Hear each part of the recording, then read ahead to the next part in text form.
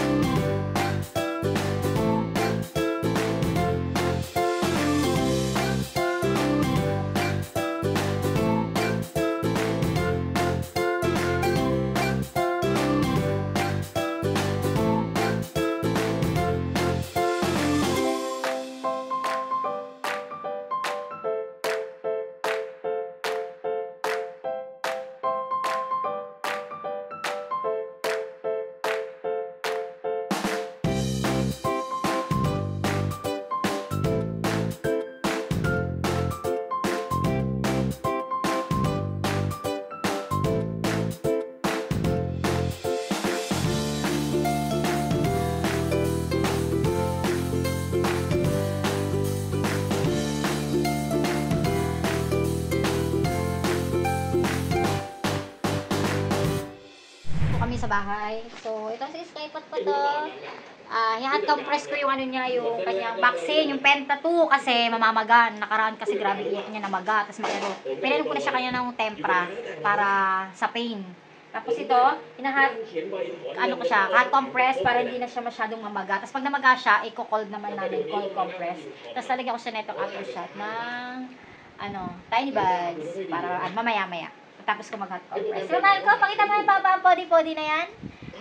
Para hindi na siya masyadong mamaga mga Marites sa karang kasi grabe yung iyak niya, kawawa naman. Ang love-love namin. Ngayon, happy-happy pa siya. Huwag naman sana mamaga na sobra. Tsaka kumirot. Agapan na agad. Sige, gisahin mo na. So, ayun, mga Marites. Thank you for watching sa aming vaccine ni Sky. So, vaccine 2 niya. Sino naman sa vaccine 3 niya?